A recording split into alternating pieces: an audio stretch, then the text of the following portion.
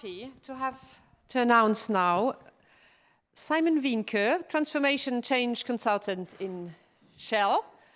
And we will learn more about an interesting case study. So maybe some facts. Simon is father of 3 and 2 dogs and 2 cats. So we are here in the topic. We have also cats in the audience if you leave the door open.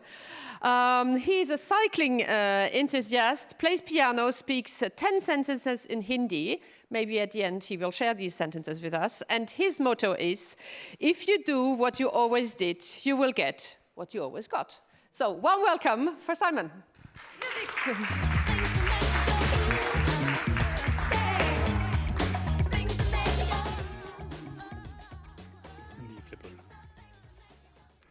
Thanks a lot for the great introduction. I hope now my slides will appear if I click next. So I really like the Energizer in the morning with the airplane engine warm-up. If my presentation would have been after lunch, we could have done an F1 engine sound warm-up instead. But we can always flip to that after lunch, depending on the energy. I'm Simon Wienke. I'm working in Shell Information Digital Technology as a change manager. We have a large practice of around more than 250 change practitioners. So very complex organization as Shell is. We have a lot of transformation happening in parallel. And we primarily focus on the digital and technology side. So in contrast to the behavioral story around the software aspects of change management, I'm going to share a case study which is a bit more around systems, process, and technology. This is a beautiful disclaimer I was requested to include from our PR department, which shows 2 things. One is that Shell is a very complex organization and we have a lot of different entities. And don't take my words too seriously or don't make any investment decisions based on my talk. Consult your financial advisor. And we have a lot of good lawyers and PR people in the company. So, yeah. What am I going to talk about? So, as you can see, I was very happy in the weekend that the Ferrari team was still doing very great. So, otherwise last week I would have had to change all the slides again to oil platforms and oil rigs and gas station cars, etc. So, we're going to go in a quite a fast pace to a couple of key points. Really talk about how we kind of see our digital ecosystem with our ventures, business partners. So not only have an internal perspective on transformational change, but also really look at your external suppliers and partners, which personally I found very interesting. And I've been working on this already for like 3+ years to manage change in that context. So it requires a bit of a different thinking. It's less internal focus and more really external focus, less influence and more complex, but a great challenge. So we have a vision that is slowly evolving around what we call the digital ecosystem. So as a company, we have over 500 partnerships around the world. So these can be joint ventures with a majority stake or joint ventures with a minority stake. Variety of partnerships with either governments, non-government organizations, other energy and gas exploration companies. Depending on who has the technology, who has the capital, who has the right permits or entry points, and Shell has a variety of collaboration with joint venture partners. What does it mean? We have a quite strong digital transformation ourselves internally. Our partners have the same. And what we're working towards is kind of an interoperable model and having an overlap of a variety of organizations where they have access to applications, processes, the people, even as a non-Shell entity or person. So we believe that this has significant also competitive advantage in how both organizations can embrace the same digital model.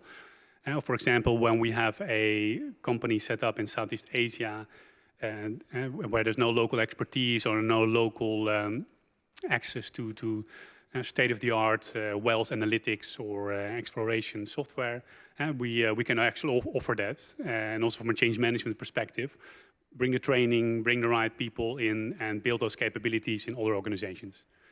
So, 2 things for change management. I think it's very crucial that as a change manager, you know how to navigate this landscape and you can kind of orchestrate effective ways of working and adoption in this setting. And you need the people eye as well to manage the employee experience. And because in the end, that's also key in how the tools, the landscapes is being used, and where we see a lot of still also room for improvement. So this is the organizational plug and play kind of, and what we see in the market as well, and I'm sure all of us have seen this maybe in their own organizations, that the way that mergers, acquisitions, divestments, partnerships are being set up, it's a lot cheaper sometimes and faster to do this and to find a new product. Examples like in Microsoft or IT software companies, but also in the energy and energy sector, where Shell, well, if you now Google on the headlines, you see a lot of negative news, of course. But if you really look at the amount of investments that are happening in renewable energies, the partnerships that are being set up around the world, it's a very fast-paced way of setting up a variety of partnerships. And the key thing is here that the way that we work, we see a clear mindset change in how leaders need to interact with people in their own team. And also as a line leader, how do you being aware of what's happening in your partner companies, your partner organizations, how do you collaborate? And when what we set up, for example, is very simple, that people can work together in Microsoft Teams, see each other's calendar, have easy access to each other's data and knowledge sharing. But it's very important to set it up and have a right mindset as a line leader to make sure that you treat your external partners as externals, but also see where you are a team and work together.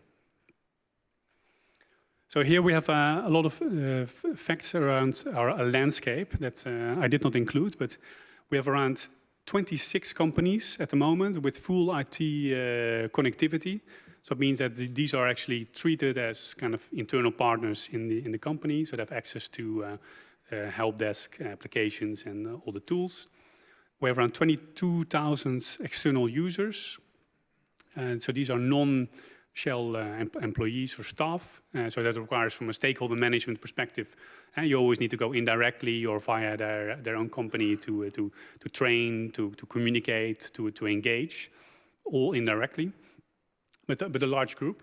70% of these end users have different end user devices. So from a technology perspective, it means that they all have different email addresses, different laptops, and from a technology perspective, that means you need to integrate that quite carefully. And we have around 500 plus applications and digital tools that they can use. And this varies from like standard ERP systems to more niche digital boutique tools. So a complex landscape, and for me as a change manager, one of the key challenges is always, how do you create your change management plan or your change management philosophy, your transformation roadmap, if you have no real direct contacts with your end users, and you need to set up a framework that requires multiple stakeholders. And one of the key things that we do in Shell is have a very clear, we call it the influencing model. Influencing here sounds very political, perhaps, or marketing-like. But we want to push certain key objectives or business objectives and key messages to our audience. But sometimes we can only do this once a month or once a quarter, when there's a board meeting between the two companies and the shareholder group. And sometimes we have to follow the formal channels to table certain items on the agenda, or to we influence indirectly. But a key thing here is to really map out who are your decision makers, your initiators, and who are your target audience groups that you want to influence. And we have a structured framework around that, where we really kind of take every business objective central. And this can be, for example, we want to steer or influence to either build up a certain capability in the other organization, or we want to change indeed certain behaviors or ways of working in the digital landscape.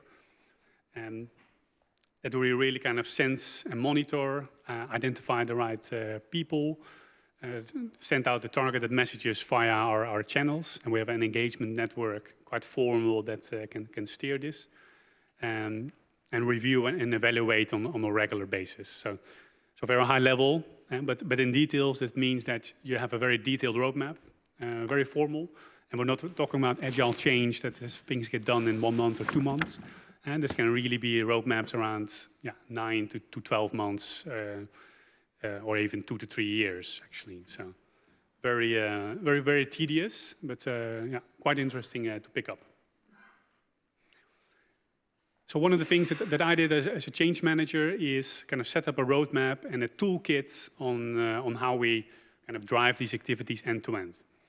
And what we saw is that there was a lot of challenges where digital and technology came first, and then worry about the people, the mindset, the ways of working later. So typical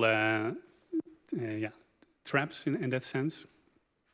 But really started with a framework to start with your strategy and decision-making phase. And this can be 6 to 9 months or longer.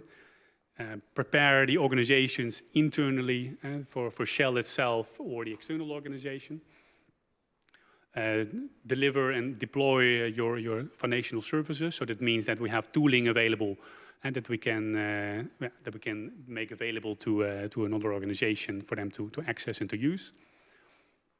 Then all the technical work, but most important, the end user kind of engagement. And so one of my programs, we had around 7,000 end users, where a structured engagement and communication approach via the HR business partners and our communication and change management teams in the other organization. We had around 150 tools that were being released and changes in ways of working that had to be mapped out. So a thorough impact assessment with you can imagine a very big spreadsheet and a lot of PowerPoints where we clearly highlight, what will happen to what business process and what application for which user groups. And what we discovered that in terms of readiness, a lot of surprises came about, where we see that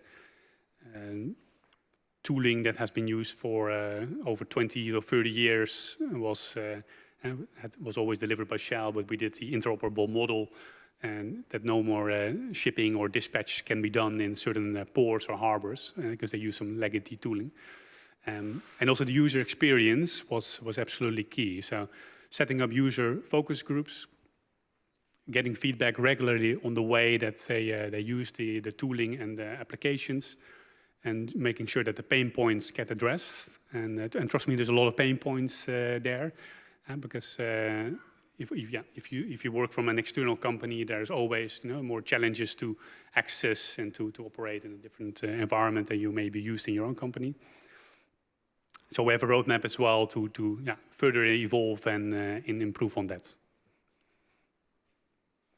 And the idea is that for the ongoing future, when we have more partnerships and plug and play of different organizations, we really evolve on this and build the change capability in-house in our own organization and go to our own Shell teams, educate them on how this roadmap looks like. What we have learned so far is that really do the proper impact assessments. Don't forget your readiness measurement and keep the user in the center.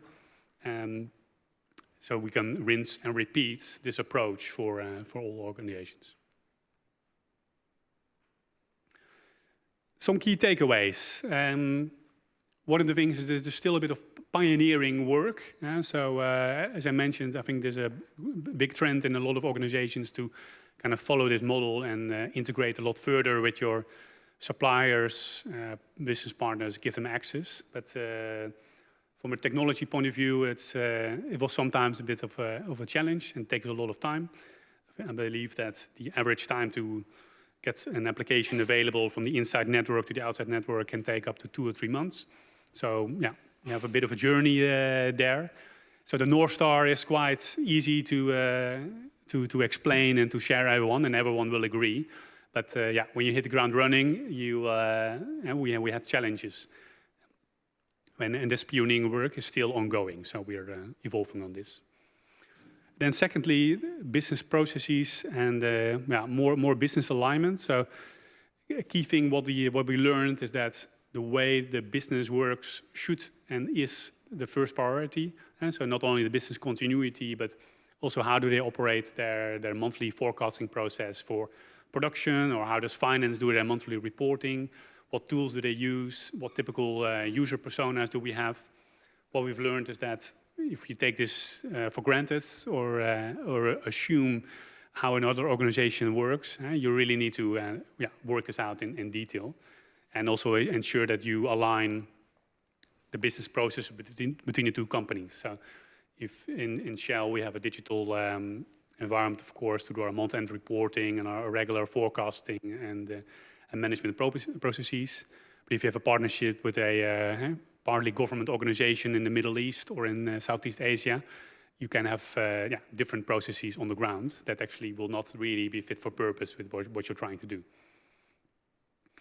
Then the governance and the customer mindset. So this is the most interesting one. Shell, of course, is a very large organization, and as you can see from your own experience or from the media, we have a strong mindset that's also kind of internally focused sometimes in trying to work out what are the priorities. We focus on 100 different things at the same time, but it requires all our stakeholders, especially in IT and all the digital teams, really to have a customer mindset. Where you develop something that's actually not only for your employees, but actually it's for an external organization. And that mindset is sometimes quite interesting to see.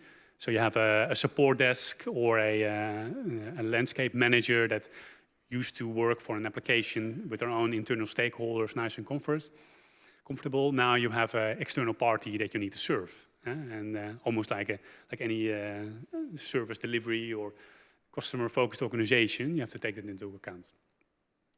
And fourthly, the operations. So what happens if we move away and we leave the organizations to operate and run? We have no more improvement programs ongoing. The capability and the flexibility that is needed has been proven quite tedious. So for a large organization in Southeast Asia, we had around 1 year of kind of hypercare and making sure that processes really land in the operations team on both sides, and where you really have to work with your back offices in IT and finance, but also link that back to the front office to ensure that the capabilities are self-sufficient. So it's a bit of a technical, more of a system and organizational story. But I found it very interesting, and I'm happy to answer a couple of questions if you have them.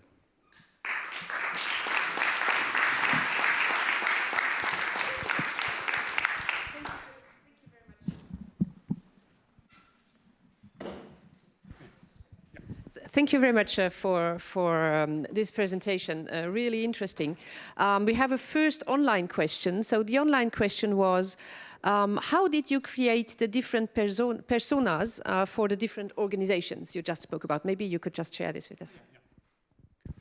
Yeah, very good question. So we did kind of course, you always start with what you think the personas might be as a starting point, just to be falling in the trap of doing the assumptions.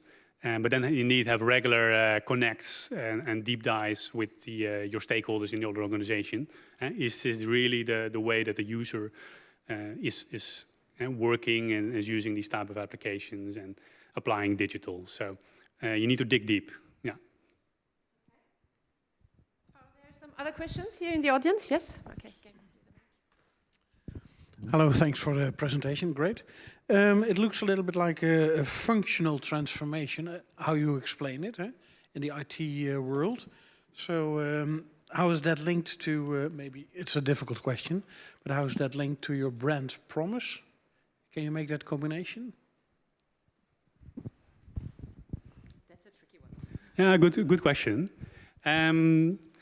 So one of the key things about the Shell brand is around powering progress, as we call it, and thriving in the energy transition. So in a sense that is linked, because to thrive in the energy transition, Shell is going an enormous pivot to setting up new businesses, setting up a complete new renewable and new energy organization, for example. That is accelerating these type of activities in incorporating organizations, but also divesting or separating or ring fence certain organizations. So in that sense, that is one of the drivers as well. So on the one hand is the setting up the new organizations, new businesses. It's also risk and compliance that we try to kind of build a shield between all the organizations. That's the yellow bar and the two circles. That is a safe zone, but you will not really touch the internal side of the Shell organization. But the brand promises of that philosophy to bring it also to the digital and delivery is also something that is early days, I would say personally. And so what we say is that the new organizations coming in, I think they have to be Shell branded, and sometimes that goes well, sometimes that is a struggle. And some of the other external partners, they know the Shell brand, they have a long time partnership, and they might feel left out if we put a yellow bar in between the two organizations. So it is still early days in that sense, but we're building on that. And the key thing is here also that we want to make sure that everyone feels part of a seamless interaction with Shell. So that's a long-term goal, to have it as a seamless experience. Yeah.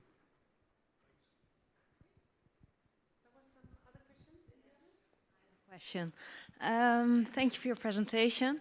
I was just wondering, I actually have two questions. One is, can you give us an example of one of the 26 companies to get a more feeling what type of companies those are?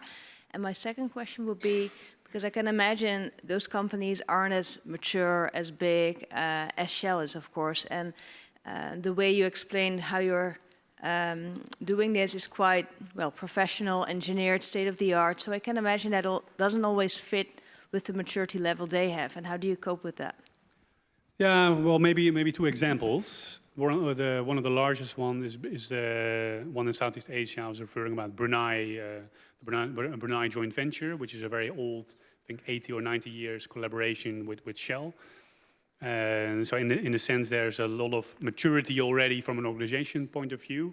So that's really like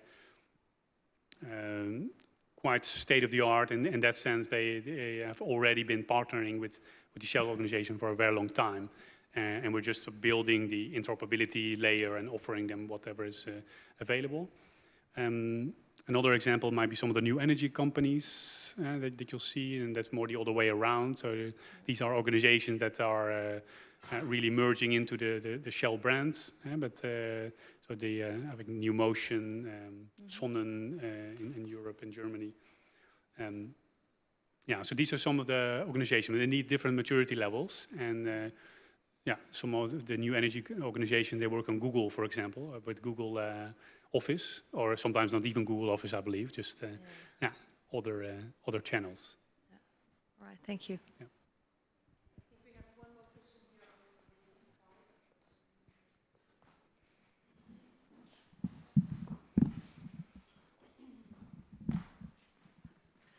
Hello, thank you for your presentation. My name is Carla Bastiaanse. I have a question for you. Change management is also changing. So can you elaborate a little bit on, maybe on the top 10, of how much you have innovated change management within Shell? Maybe automated change management tools or whatever? Good question. So we were a practice of 250 plus practitioners from all over the world, and also from ex-consultancy, but predominantly everyone is built is in-house. We have our own methodology, and what we're doing the last couple of months is building some of these methodologies in. Of course, we have our standards, spreadsheets, PowerPoints, and how we go from A to Z, with either in a waterfall, an agile type of project. But what we're doing now is building it into the cloud. So really kind of trying to work with cloud-based platforms, putting your change management activities in that environment, where you can, if I have a project, I can put in my stakeholders, I can put in my change action planning, I can do my readiness measurement and assessment. And all my other colleagues should be doing the same at one point in time. And we can aggregate everything up to see what organizations are actually now being impacted most, which organization has the most actions, impacts, or change happening in their area. Those are some of the innovative things that we're starting to use. So work in cloud-based tooling. So no more spreadsheets or PowerPoints for that matter, captured in the cloud, and then later on really assess with some regular reporting. What are we actually touching now in a variety of organizations? Because the stakeholders I work with, they're getting impacted by at least 10 other multi-year, multi-million dollar transformations. So I'm always surprised, what I've learned in that sense. But I would say that the move to the cloud for all your change management activities, to have a more data analytical insight of what you're doing, that is one of our key things that we're working on. Yeah. Okay, are there some more questions? Okay. So one last question, please. So how it seems is that you, in a way, you have to influence your partners, right? So coming from Shell, the big company, influence the small companies, but you also have lots of new partners. And I suppose if we are in the field of alternative energy, these new partners, they are startups or very young companies. And they have a different mindset than all companies. I work for Swift, and it has been there for 48 years. And we went agile, but there's always a different mindset than a startup company, right? So how does this change influence your company? So is there a mindset change at Shell that says, okay, around the world, people are working completely different than we used to work, maybe less hierarchy or more, faster, less directional. Is that possible at Shell, or is this happening? Yeah, no, very good question. Yes, this is happening. So we are in the way that we want to interact, also from a digital perspective. Indeed, moving agile, moving faster, accelerate projects. Don't know on the top of my head, but I believe that the way that transformation programs were going was always quite lengthy and top-down driven. But we have a lot more local empowerment in the various businesses at the moment. So that's one thing that's really changing. But also, to be honest, one of the challenges is also the risk and compliance part that we have as a Shell organization. That we have large trade sanction lists that we have to adhere to, and there's a lot of sensitivity in a variety of regions. That means that we have standard processes for all the companies and all the users. And that can be sometimes a challenge, that if you are working in a solar panel startup and you're very excited, and then you have 10 pages of compliance or these difficult slides I saw in the beginning. That is the thing we hear the most, But it's still work in progress. Yeah. Any questions online or? We have a last online question. So the last online question is, could you please elaborate on what cloud-based tooling is used to aggregate this information? Maybe can you share some insights? Yeah. No, we use I think a combination of SharePoint and Salesforce, and to use those analytical abilities to populate, recreate, and measure. Yeah. Thank you very much. Thank you for sharing. Thank you for your presentation.